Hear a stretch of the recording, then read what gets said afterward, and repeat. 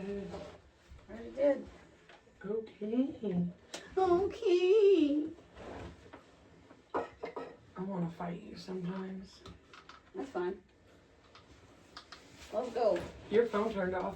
Oh, there it goes. No, it didn't. It went black for a second. I don't know what to tell you on that one. I got to adjust it to this. There we go. All right. Hey guys. Welcome back. It's been a minute. We enjoyed our little Yes, we did. vacation for the girls. It was quite nice. It was lovely. Abby enjoyed it probably a little too much. That's fine. Big sister was here for a reason. Yeah. Mother. You're welcome. Make good life choices. They were just substances. Sometimes they can be mixed. No. No. Abby is definitely, we discussed this on our camping trip. So it's my friend Jessica. She's the youngest out of us. Then it's me, and then it's Sammy. We 100% have that older sister, middle sister, little sister vibe going, where Jessica does no motherfucking wrong. None whatsoever. Sammy is the experienced in, listen bitches, I've been there, done that, that's fucking dumb, don't do it. And I'm the, fuck it, we're gonna see what happens. They would not let me be fuck it and see what happens. Fuck no. It was kind of dumb. Actually, no, it wasn't, because I kept both of you live. That's true. She did keep me alive, but I'm proud of myself. I didn't Billy Bob once that whole weekend. Well, I'm glad that you weren't crossfaded all weekend either. No. I finally figured out the magic combination to keep drinking and not Billy Bob. Quit taking Adderall. I'm prescribed Adderall. It's fair. No, ma'am. No, ma'am. See, if you cannot G-haul with the yee-haul by itself. I'm old now. I need a little boosty. Bitch, I'm older than all of y'all. She stole my Jello shot too. We're sitting there playing a game. This bitch, I'm not gonna drink. I'm not supposed to. I go to grab my Jello shot and this bitch snatches it out my hand. I'm like, excuse me. You gotta be faster I than just that. got that. What the hell? You gotta be quicker than that. But for real, it was a good time. It was the most strange combination of girls. It really was. It really, really, really was. All of us were so different. I expected like some cat fights or some fucked up shit, to be honest. And the fact that there wasn't shocked the hell out of me. Well, we weren't there for each other. We were there for Jess. So It was good though. It was fun. Everyone had their little like, it was all girls. We had like our moments to like get some shit that had been weighing on us off, and then I'm gonna be real with you. You're not allowed to take Adderall like that and drink at the same time around me anymore. Why? You don't shut the fuck up. I know. Listen, I mean this in the best possible way ever. But like I was trying to get a word in, and I was like, yeah, Abby. the number of times she told me, "Shut up, Abby." I was like, Abby. I'm pretty sure she smacked me at least twice. I did. Twice. At least. You're not allowed to mix those two. Alcohol and Adderall. How about I half it and then it'll be better? Fuck no. You're not allowed to take Adderall and alcohol together. You want to fucking not Billy Bob, you G-haul and soldier that shit like the rest of us. I'm gonna puke on her shoes on the 4th of July. Just wait, motherfuckers. You better don't, because them things red, white, and blue and bougie, They bitch. gonna be fucking brown from Southern Comfort, bitch. Aim that at your husband, not at me. I have to go home with that, man. Not if you drinking, you fucking park it. In a tent in the backyard. You better have one. I'll probably pass out in the grass before. That ain't my, look. Oh, man. Listen, I have 4 kids, so sometimes, a lot of times, Tell the truth, the whole truth. Abby likes to let loose, and I'm gonna do that. Ain't nobody said you can't let loose, but shit, bitch, be a soldier. Abby not allowed to be crazy. Ain't nobody said not being crazy. Okay. I can't wait to go to Mardi Gras. This bitch gonna show her titties for beads. Wrong kind of Mardi Gras, you heifer. I'll go all the way to New Orleans for that kind of Mardi Gras. You ain't coming back because I'm telling you right now, you go to New Orleans for Mardi Gras and you don't have a balcony to sit on. 1, you're going to get robbed. 2, you're going to get shot. 3, you're probably going to get stabbed because you talk funny. And 4, it smells like shit and piss and vomit down there. You do not want that.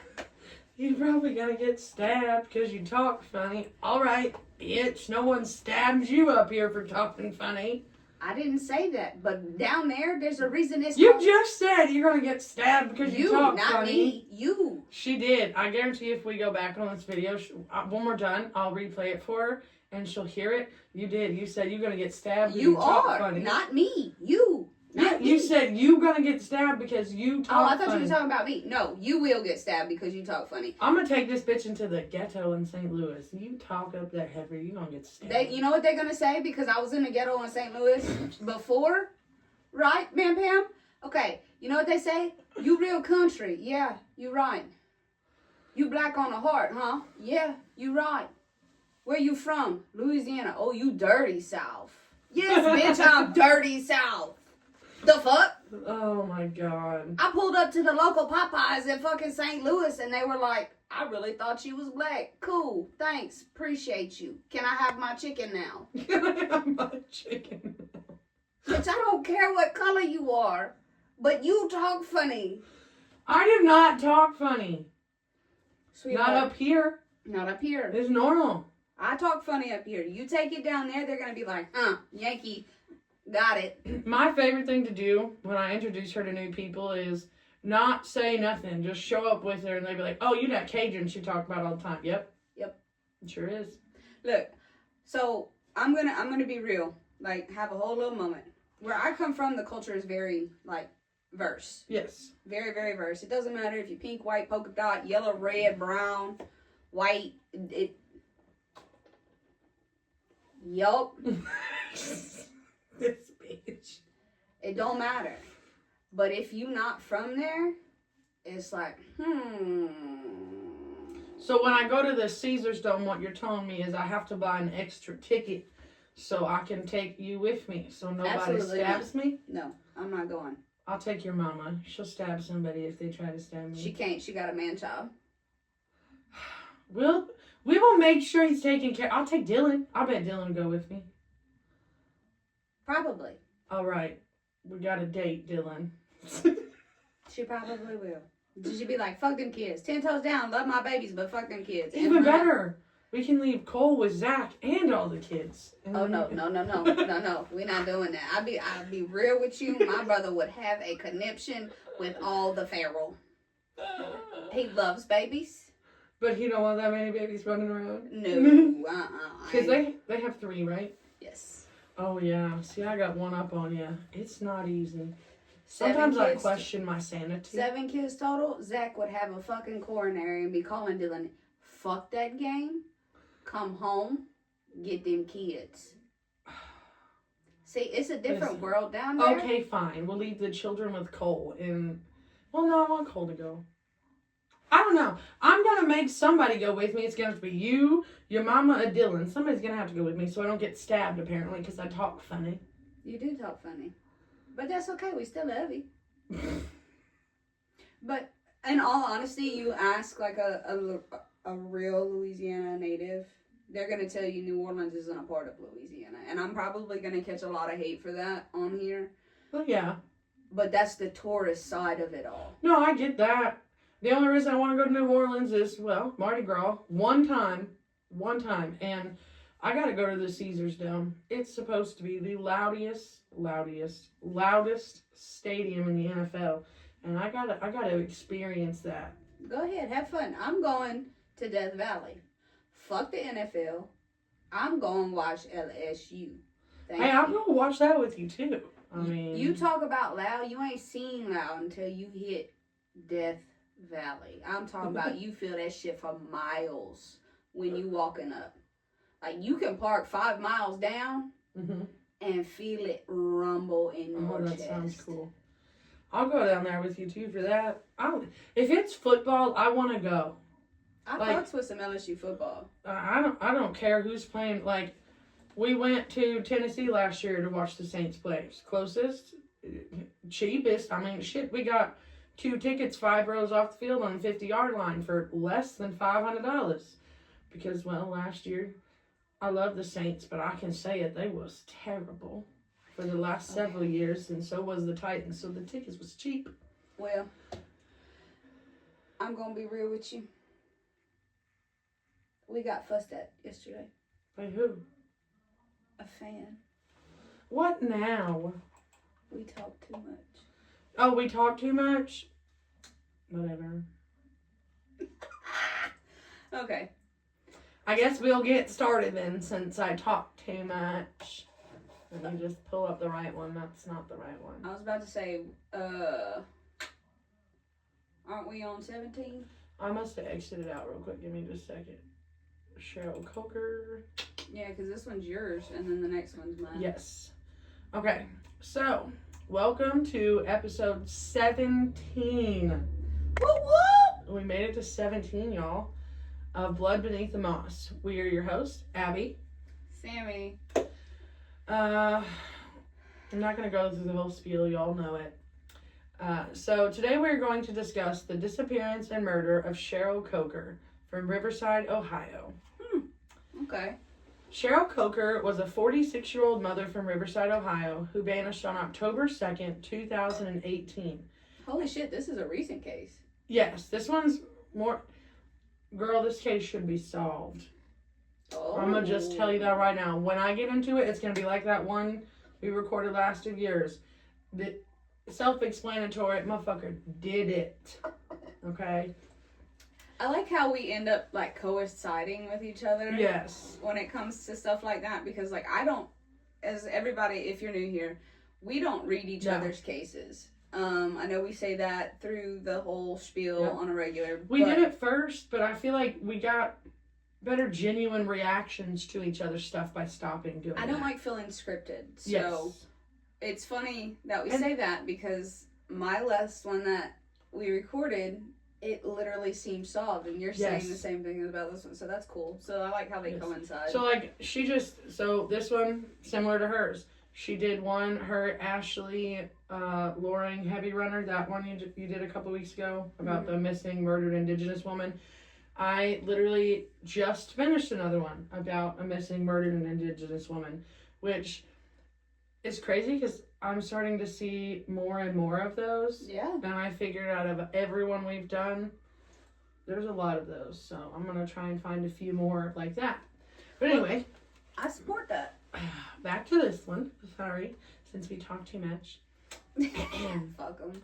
After dropping her teenage daughter off at school, what began as a missing persons case rapidly evolved into a homicide investigation. Her husband, William Bill Coker, would be publicly named as the sole suspect by Riverside Police in February of 2019. And Cheryl's skeletal remains would be discovered in Greene County, Ohio in April of 2020. But to this day, no one has ever been officially charged. They say the husband always does it. Oh, this husband 100% did it, allegedly. Let me just... Allegedly. Fuck it. Just say it. Just say it with your whole chest. He did it. I do not... When we go through more of this, you're going to feel the same way. Guaranteed. Okay. So, let's start by jumping back a few days before Cheryl went missing. On September 21st, 2018, Cheryl had filed for divorce after 19 years of marriage. Good for her. Yes. Look. Oh, no, go ahead. I'm strict on, like, you like it, I love it for you kind of thing. I don't believe in divorce personally. Me neither. And my husband, he's going to be like, well, you say it enough. Fucking divorce me then. But that's just my crazy side. Exactly. I do the same thing to mine. I just did the other day. But I'm never going to leave him. No. And he's not allowed to leave me. He's going to end up on our story with me over here crying. I'll put you on a milk carton and look for you for Jesus. Yes. Exactly. But in all honesty, like, all bullshit aside, we stopped doing that just because of, like, my toxic trauma. But if you feel the need, like for other people, if you feel the need to get divorced, do it. Because... Don't feel like you're stuck. You don't have to. No. My mom had been married and divorced 3 times. She's a queen of knowing when to do that. So Heather. I swear to God, this Heather on her 3rd or 4th husband. She just likes to throw parties. Heather loves to throw a party. But, fun fact, she happy. So, she grouchy. She grouchy as fuck. I thought you said she had a name for this husband. Oh. I just got that. Never mind. I'm wrong. I'm sorry. I'm going to get yelled at when this is off.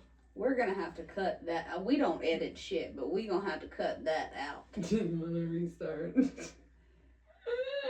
It's okay. Anyway, continuing on. She's going to keep staring at me like that. That's kind of scary. Their friends would tell authorities after Cheryl's disappearance that she had filed for divorce due to Bill having an affair. According to court filings, Cheryl had asked for full custody of their young daughter. Spousal support and family members described the divorce as messy, which is why I found it so fucking weird, to say the least, that both Cheryl and Bill continued to live in the same house on Christie Avenue. If your divorce is messy... First off... Oh, hell no. First off, you said they were together for, what, 19 years? Yes. That's all you know. That is a comfort. But it might be messy. Yeah, that's true. But I still found it weird, you know? So... When you're with somebody for that long, even if it's not great, that becomes a part of who you are and as an identity. So I could understand, especially like with having kids and having being there for so long, she's got to find her footing. She's got to find who she is as a person without this other person, and to ease into that, just playing devil's advocate, to ease into that, she's going to need a simple constant, and that would be the simple constant. Oh, that's fair. I mean, I get, that makes more sense, because I was just like, nuh-uh. But anyway, according to a friend of Cheryl's, I can't with you. According to a friend of Cheryl's, this was not the first instance of infidelity on Bill's part either. Allegedly, 13 years into their marriage, Bill had an affair. Cut the dick off. Cheryl had found out, but Bill ended the affair immediately after Cheryl found out and told him to end it. Another friend years later would say during an interview, and this is really weird because if you're such a good friend of her, even if she said this, she's done, gone missing, been murdered, been found. Don't bring this shit up into the public. But another friend years later would say during an interview that Cheryl told her that she and Bill were swingers. That's bullshit. She just mad because Bill wasn't porking her. It makes me wonder if she was the affair. And Cheryl told... Yeah, exactly. Because I could never find who it was. And Cheryl told her, I'm not doing it just for Bill. I'm doing it because I want to. Our sex life has never been better. You can't just say that. Mm-hmm. And say that they're getting a divorce because of infidelity. It makes it really weird. Like, I think she just throwing shit out there to be a center of attention. That's my personal opinion. I'm going to say, she's definitely not a good friend of hers like she claimed to be. Because if you were, even if that were to be true, that ain't your business. You don't put that out there. This woman is gone. She's been gone for a minute. Her daughter don't need to have that stuff publicized about her mother. That made me so mad. Like, who does that? First and foremost, I don't give a fuck how mad you get. I don't. There's some things you keep to yourself. Everybody has their moments where they get mad. Mm-hmm. Everybody has their moments where they say shit out of anger. Mm-hmm. We're human. We make mistakes. I do too. Everybody in this whole little has made fuck-ups. Yep. But you have to try and be better. And saying some shit like that in that kind of situation just shows that your heart isn't truly what it's supposed to be. No. You're not saying who you were supposed to be to that person. You're not being what you proclaim to be to that person. You either use that for your 15 minutes of freaking fame, or because you were jealous of the two, because you wanted him, who knows. But if you truly cared about her, that is not something you should have put out there for I'm people. going to be honest with everybody. I have said shit and tore down a motherfucker quicker than white on rice. I am not above it. But you don't speak ill of the dead, ever. You don't do I'm that. not even just talking about the dead. But if you have true love for someone, you can tell them the truth, and the truth will hurt. The truth will fucking hurt. But you don't have to degrade them in a way that makes them less than human to the public's eye. This bitch be telling me truth all the time. I sure as fuck don't want to hear it. But when I sit back and think about it, she ain't fucking wrong. Say that louder for the people in the back, please. Oh, goodness. If I'm the voice of reason, we done fucked up, Craig. She really is. She really is. I just thought it was really, really strange for First a off, friend. sex life should never be like, we joke. Unless it had something to do with the murder, it didn't need to be there. You know what I mean? We joke and pick and be like, yes, daddy, pull my hair, smack me, spit down my throat, just because the smut books we be reading. And yes, we do. Thank you. Have a great day. I don't joke about any of that except for the spit down my throat. Oh, I want it dirty. I don't be joking. Nasty motherfucker. Anyway, my husband has a Our husbands are gonna yell at us for that. He knows what the fuck he married. I'm sorry, my husband knows what the fuck he married. Anyway, but the thing is like, we joke about it, but I would never truly publicize what happens behind our closed doors. Thank you. That is intimate parts for me and my husband. Yep. That is intimate parts that he only gets to see. Yep. As my sisters say, I do whole shit for my husband. That whole shit stays behind closed doors. Yep. And side note, I don't want to know what you and Cole do. That ain't my business. So for the fact that this woman, but she tell me what her and Mitchell do. I be fucking with you. I really do. Just because you be like, oh my God, I don't like it when mom and dad fight. Or, oh my God, I can't get this picture out of my head. Because it's funny. I ain't gonna lie to you. When this is over, I'm gonna sit here and make her listen to some weird shit just because she thinks it's funny. It's fucking hilarious. I bet you can't shame me. Oh you my can't God. shame me. But friends should never, friends should never do that. Yeah. It is very strange for a friend of Cheryl's to go on a public interview and put that out there. Very weird in my opinion. Definitely not the friend I'm sure that Cheryl thought she was. And in all honesty, it could have just been someone claiming to be Cheryl's friend too, who made some bullshit up. Fucking people suck. Yes. That's why I don't people. On September 21st, 2018 was when Cheryl had filed for divorce. As I said already, family members said it was insanely messy. Cheryl's phone showed a disturbing text from Bill a few days later on September 24th, 2018. That one read, "Thanks for putting the nail in my coffin," sent from Bill to Cheryl. And after her disappearance, a co-worker sent authorities a text she had received from Cheryl on September 24th, that same day, later that afternoon, after Bill had texted her, and Cheryl's message to her co-worker read, "I will be in tomorrow if I'm not dead." They could be taken out of context, though, because I'll be like, I'm dead-ass tired. Or, girl, I don't know if I can because I'm literally, like, dead. So apparently there were other texts between her and the co-worker and even more from Bill, but those were just the... But see, what I read was they were extensive, threatening messages. When he said, "Thanks for putting the nail in my coffin," I would have been like, "You welcome, fucker." Me too. I'm petty, and I like to start shit. So I would have too. But it's just... So, like, those are the two they put out there. Actually, I probably would have said, "Thanks for putting my dick in somebody else. Appreciate you." That's true too. But from what I read is there were extensive threatening messages. Those were just the two that they released in statements. They kept the other ones under lock, key, and in files for no one to see. Yes. He was apparently very volatile. Well, I mean, everything you know, you done fucked up, and the only person you can be mad at is yourself. Yep. Police would confirm they received these texts as well as other concerning texts.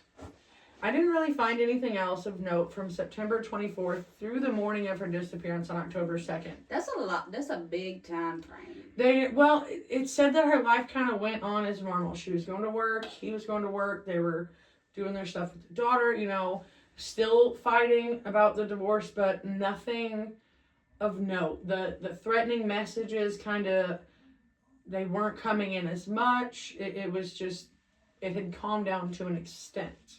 Okay. So, on October 2nd at around 7 a.m., Cheryl was last seen dropping her daughter off at Stebbins High School. This is the last confirmed in-person sighting of Cheryl. However, cell phone records did indicate that around 7:35, Cheryl had returned to the family home on Christie Avenue, and at 7:40 to 7:45 a.m., Cheryl would make several Facebook posts from home. These would be the last known communications from Cheryl, and her phone continued to ping at her residence until 10:51 a.m. At about 10:52 a.m., the surveillance cameras in a parking lot near a Kroger grocery store on Spinning Road in Riverside would capture Cheryl's SUV, a 2016 Toyota Highlander, enter the parking lot, park on the eastern side of the lot, then a person dressed entirely in black exited Cheryl's car. This person wore a hood and concealed their identity, and then this person walked away northbound toward Burkhart Road in the direction of the Coker home. Yes. Authorities would release these clips later in hopes of potential leads. If they're covered in black, you can't see shit. That's what I don't understand. Like, how stupid can get? Hold on, it's going to get better. I'm also going to note here that the person who reported Cheryl missing was not her estranged husband, Bill. The person who reported her missing would end up being her sister. Why would Bill report her missing? The motherfucker can't stand her right now. But if you're living in the home with her still, she could be out high. That's the thing. This is where I'm going to play both sides of the fence. Because if you split up, I don't know if you've ever been in a messy relationship. I have. Yeah. I'm talking about messy. Me and my baby daddy, I'm talking about messy. Since the time we were, 16, 17? Our whole pretty much adult life before I moved up here, I was intertwined with that motherfucker. I swear for God. If I see him today, I'd run him over and not think twice about it. Like, go ahead, clank me, motherfucker. I don't give a shit. You can't say that. I just did. Allegedly. Happy? It's not allegedly. You just said it, bitch. I'll never see him again. Because he has been told to stay the fuck away from me. And I've been told to stay the fuck away from him. And honestly, it ain't no sweat off of my back. Oh, dear sweet Jesus. I can't stand him. Anyway. Oh, on October 3rd. Can I finish what I was saying? Oh, rude ass. We talk too much, remember? I don't give a shit. It's our podcast. All right, whatever. So in that point of when I'm saying messy, like, me and him, I can honestly say, never lived together, but we never lived far apart from each other until I moved up here. And in that process, even then, he was, like, trying to be like a little cockroach. Whole fucking parasite. But what I'm getting at is you take that animosity that you have grown from what once was love for adoration and everything, and it turns into a fierceness. Ain't nobody give a shit what the fuck you doing, so why would he?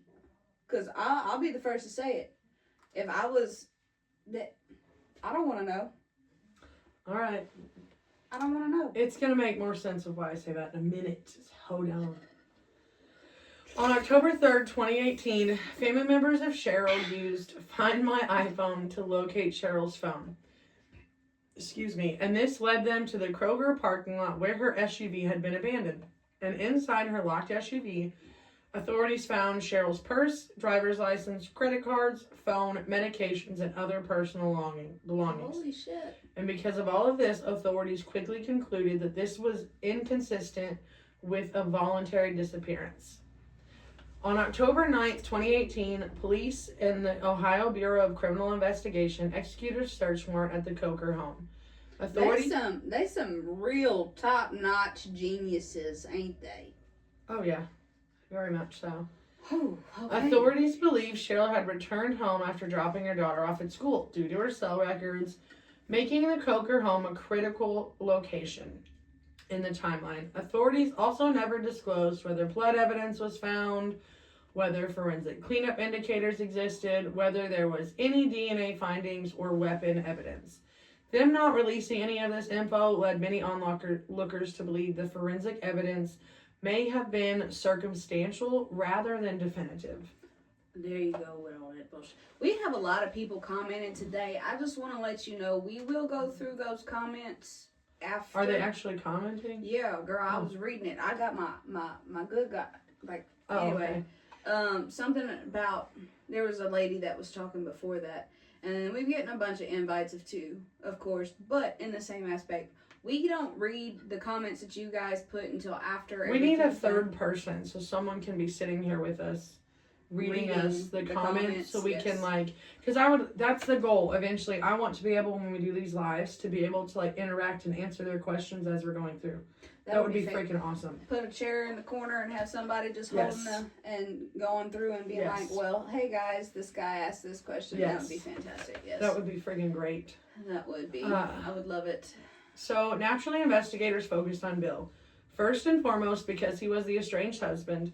The divorce filing was just 10 days before Cheryl's disappearance. That's convenient. Financial and custody disputes, the alleged affair, and Cheryl's alarming text message to her co-worker, as well as Bill's behavior after Cheryl's disappearance. Bill immediately denied harming Cheryl, but was extremely reluctant to take a polygraph.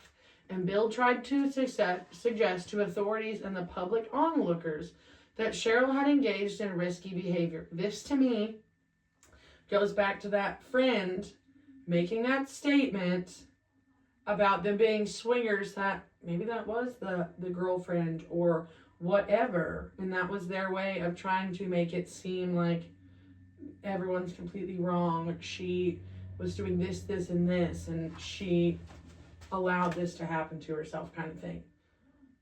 No, I feel like he just didn't want to get got.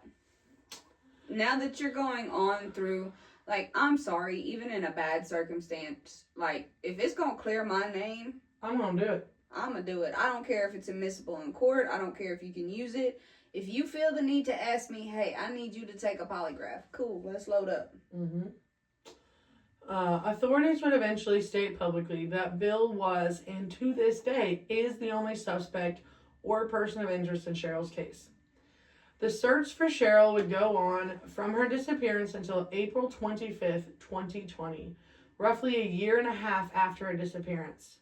That day, a mushroom hunter discovered skeletal remains in a rural wooded area of Greene County, Ohio. Pause. I will say this wholeheartedly. With everything I have in my being, I've never heard of mushroom hunting until I moved up north. That is a Yankee thing. Listen, I'll mushroom hunt. I don't like mushrooms. I will mushroom hunt all day long. But I ain't about to eat them motherfuckers. I never. Awesome.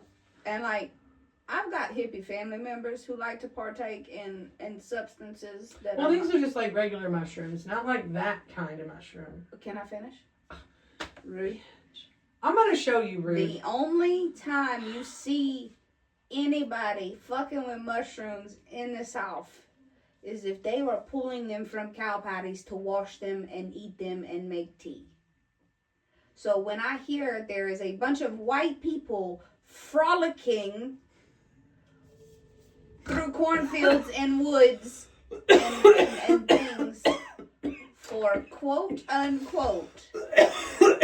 You done dying? You done dying? Yeah. White people frolicking to find fucking mushrooms. I was bamboozled. I was baffled.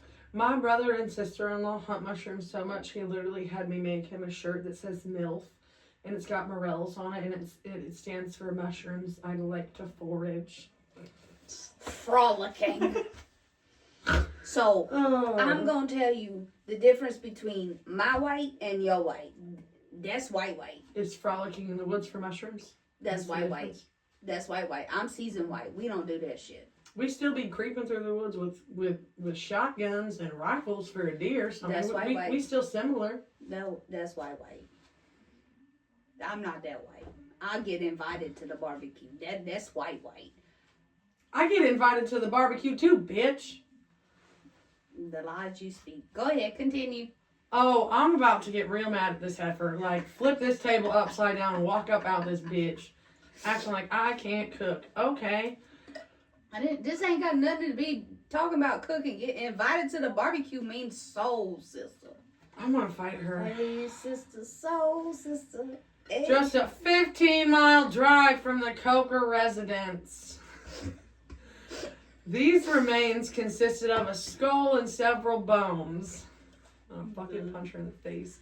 The Montgomery County Crime Lab positively identified them as Cheryl Coker's skeletal remains through dental and surgical records. Did they say what they found in her surgical records as far as like that goes? Did she have like a prosthetic? I would say I didn't see anything about prosthetics. I would assume like maybe, a knee or screws or something, because all of those have to have serial numbers. Even titties. Oh, that's true, yeah. Fake titties do too. They got little serial numbers on those.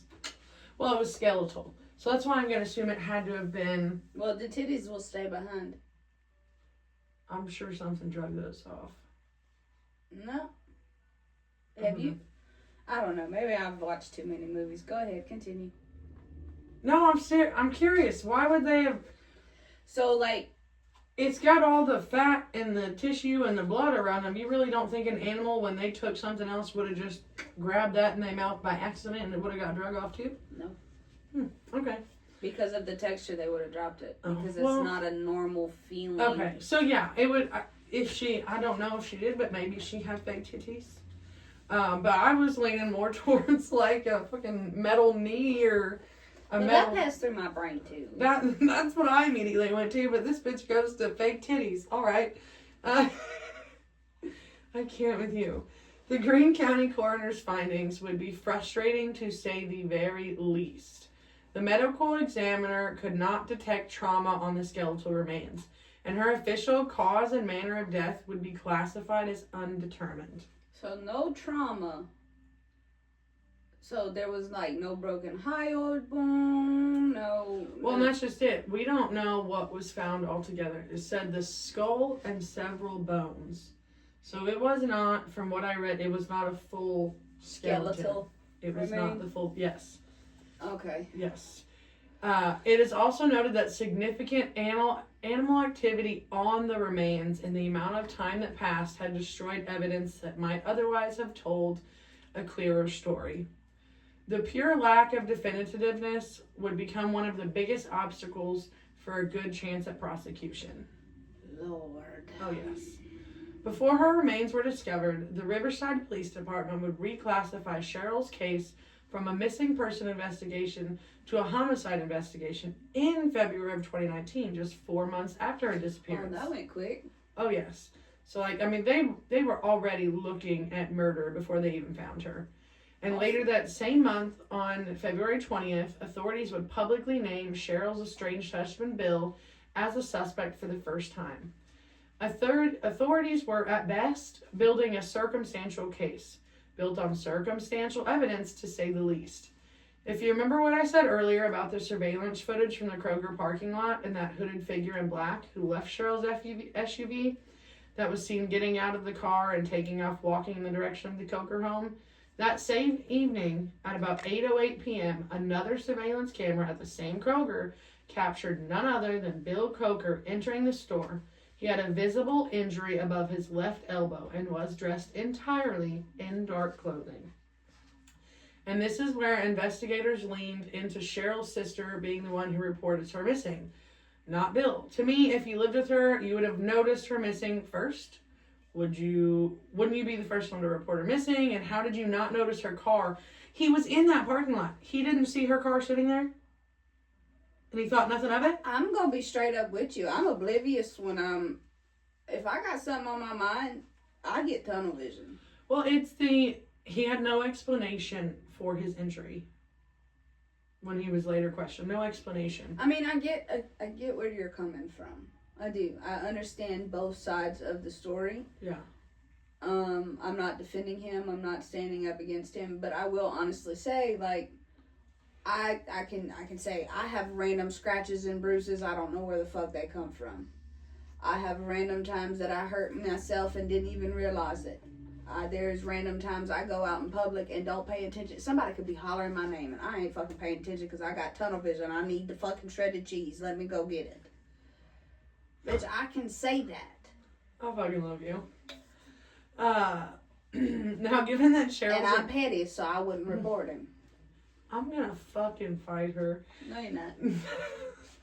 Now, given that Cheryl's remains were found in Greene County rather than in Montgomery County where she resided, the Riverside Police Department would officially request that the OBCI take over Cheryl's case as the leading agency. Now, OBCI was involved already from the very beginning of the investigation, but since Cheryl's remains were discovered outside of their jurisdiction, the nature of the case now required a state-level lead in their opinions. This is where the case would stall for years. Riverside Police did present their findings and their circumstantial evidence to the Montgomery County Prosecutor's Office, but prosecutors declined to approve charges, citing the lack of concrete evidence. To this day, Bill Coker still denies any involvement in Cheryl's disappearance and death, which in all reality, the gaps in evidence are very apparent.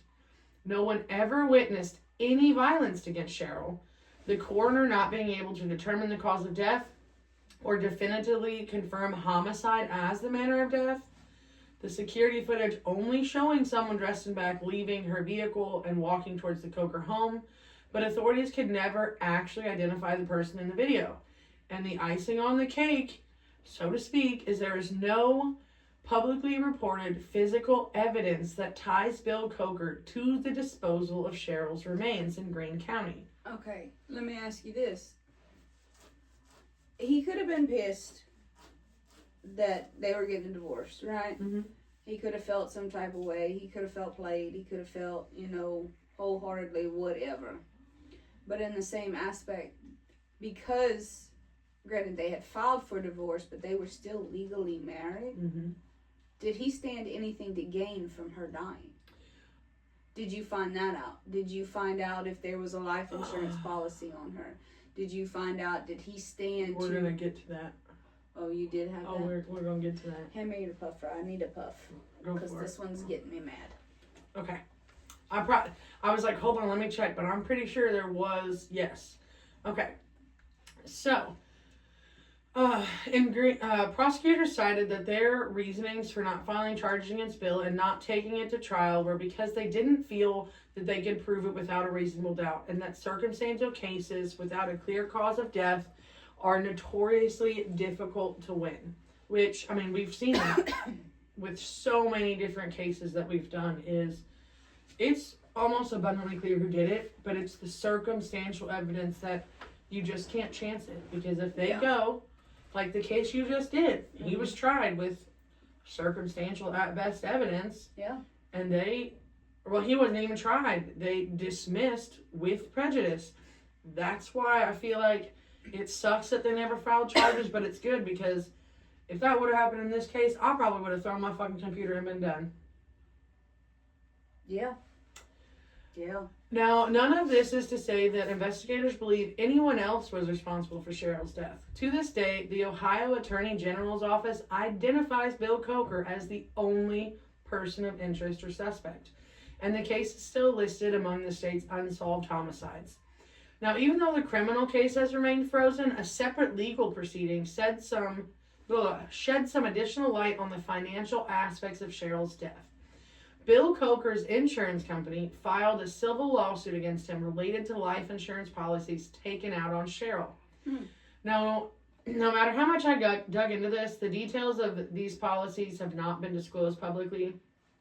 But the lawsuit itself is pretty notable in the aspect that insurers don't usually sue their own policyholders unless they believe a claim is fraudulent or connected to criminal conduct.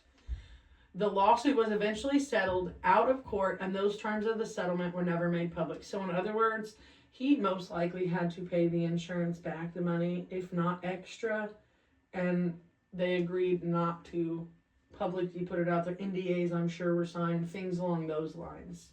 Okay. Which, to me, that says a lot to it. Even the insurance company is like, nah, fuck you. We want our money back, 100%. Her death is shady, and we believe what everyone else is saying, and you was a part of it. That's kind of the way I'm looking at it. Yeah. As of October 2nd, 2025, 7 years after Cheryl's disappearance, no charges have been filed, and an investigation remains active with the Riverside Police Department.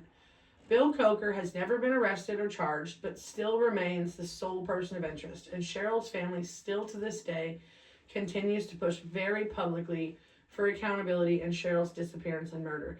Her entire family, I don't know about the daughter because it never really saw anything on what the daughter's take was on this, but her entire family 100% believes Bill murdered her and got rid of her body. 100%. Yes. And many in their community also believe the same thing. So, as always, if you have any information that you believe could be helpful in solving Cheryl's disappearance and murder, you can contact the Riverside Police Department. Well. All right, tell me what you're thinking.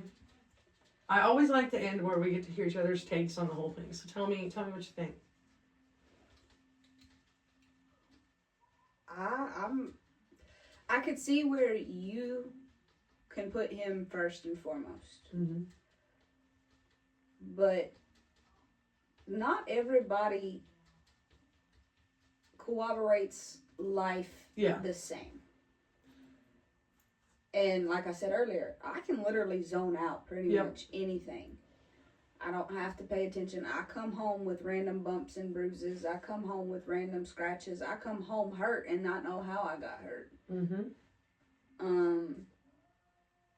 Mitchell's too. Like, if he's working and he's doing something, like, he can have cuts on his hand from working on the Jeep or something and never even notice it. So Cole comes home all the time with bruises and cuts, and I'm like, what'd you do? I don't fucking know.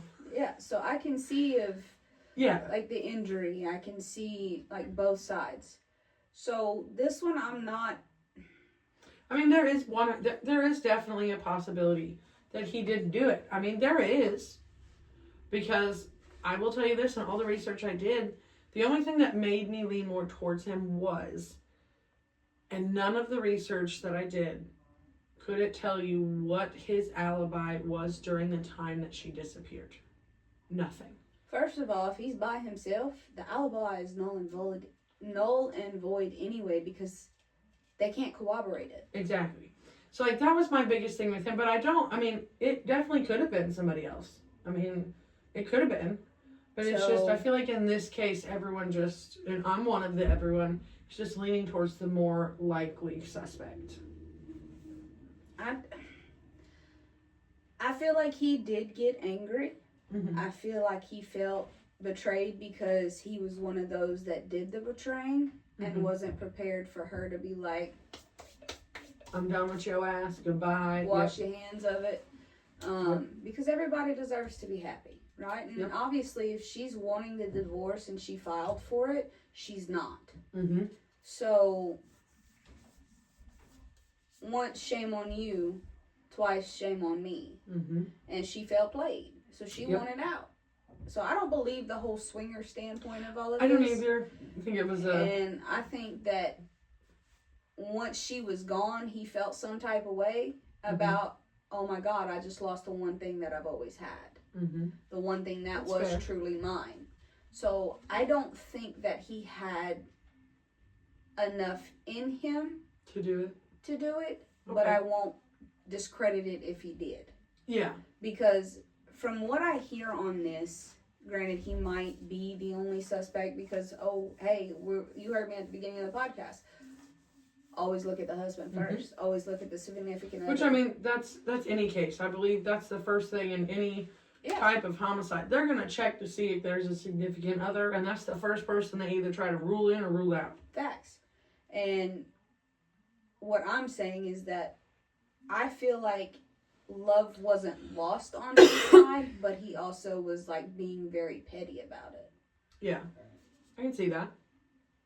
Because, men don't always know how to show the emotions, know how to show what conflict they have going on the inside. Well, they're taught not to. Yeah, that's true. Even in today's day and age, they're taught not to, which some works great. Be stoic.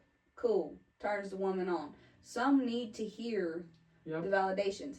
And even in that aspect, you don't always get that. So he doesn't, maybe he didn't know how to portray it. Maybe he was just being petty and being like, look, even if I do tell you this is what it is and this is what it ain't.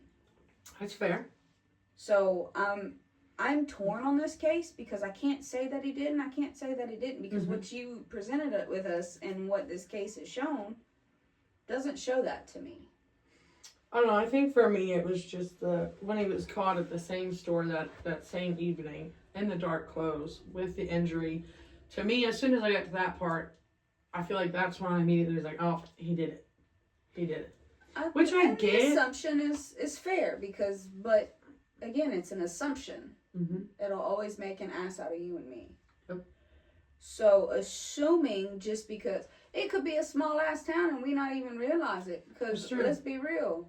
The closest thing I got is 10 miles that way and 15 miles that way. And then the biggest thing I've got is 20 miles that way. And you still got to drive. So most of the time you just go down to the Dollar General and go about your day. Yep. So that might have been the only thing that was around. That's true. Very, very true. You got to, I guess, broaden the whole picture. Because my husband's told me I have to stop saying aspect. Why? Because apparently I say aspect too much.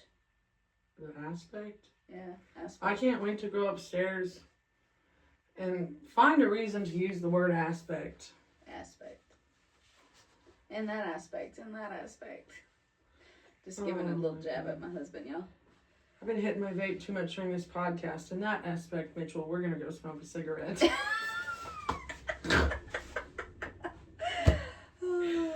Oh my god. Oh my gosh, that was great. That just made my day. But thanks for watching. We're going to hop off of TikTok Live and move over to Facebook Live so we can get a broader horizon for you guys. So if you want to follow, you're more than welcome. That, and we kind of doing it this way. We finally got it figured out. If you follow us on both, you get 2 episodes in one because you'll, like, okay, this is 17. When we hop off here, get the stuff done we need to, be back in 15, 20 minutes on Facebook. We'll be recording 18, so whoever's on live on Facebook will get to watch those, that episode. So just some sneak peeks. We're doing 2 sneak peeks this week for the instance, because we won't always do it like this. Because we didn't record last week because we had the girls' trip, and we try to take 1 weekend out the month that we don't record, that we just have towards us and our mental health and us. So I'm not going to lie, that next one probably going to be the weekend of the 4th of July. That's fine. It's a new month. Yes.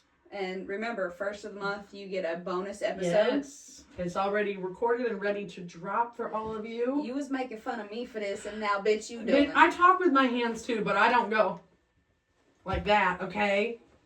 I don't give a shit. I can't. You was clowning me. We love making fun of each other. Sometimes I want to punch her. I'm sure she wants to punch me sometimes, too.